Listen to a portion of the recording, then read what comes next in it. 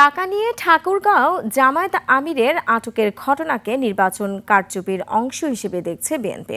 যেখানে ব্যাংক, বিমা, ব্যবসা বাণিজ্য বন্ধ রয়েছে, সেখানে কোন উৎস থেকে কি উদ্দেশ্যে এত টাকা নিয়ে ঢাকা থেকে ঠাকুরগাঁও যাচ্ছিলেন প্রশ্ন তোলেন বিএনপির নির্বাচনী কমিটির মুখপাত্র মাহদি আমিন।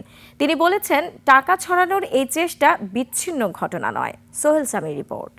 72 ঘন্টা ময়েশ্চার লক সমৃদ্ধ লিলি বডি ওয়াশ, শিয়া বাটারের গুডনেস স্কিন রিপেয়ার করে রাখে সফট ও গ্লো।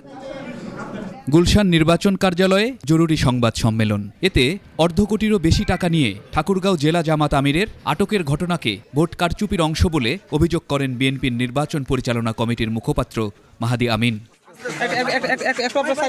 সৈয়দপুর বিমানবন্দরে ঢাকা থেকে যাওয়ার পর নগদ অর্ধ কোটিরও বেশি টাকা সহ ঠাকুরগাঁও জেলা জামাতের আমিরকে আটক করেছে পুলিশ।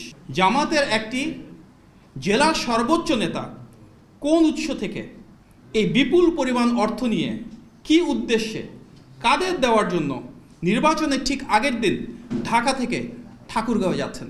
তিনি বলেন, মুখে ইনসাফের কথা বলা দলটির এমন অনৈতিক কার্যক্রম প্রমাণ করে জনগণ তাদের থেকে মুখ ফিরিয়ে নিয়েছে।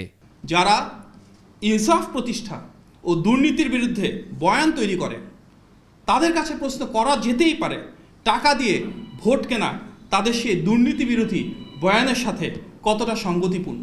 এ সময় জামাত আমিরের ঢাকা 15 আসন সহ বিভিন্ন জায়গায় জামাতের বিরুদ্ধে অর্থের বিনিময়ে ভোট প্রভাবিত করার অভিযোগ করেন তিনি।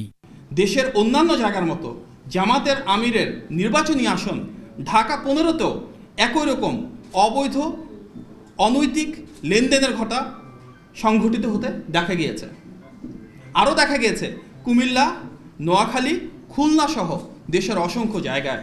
বগুড়া সহ দেশের বিভিন্ন জায়গায় সন্ত্রাসী কার্যক্রমের অভিযোগ তুলে দ্রুত পদক্ষেপ নিতে নির্বাচন কমিশনের প্রতি আহ্বান জানান মাহদি আমিন। জামাতের চিহ্নিত সন্ত্রাসীদের হামলায় থালতা মাজরাম ইউনিয়ন বিএনপির সভাপতির মাসুদ রানার চোখে গুরুতরভাবে ক্ষতিগ্রস্ত হয়েছে।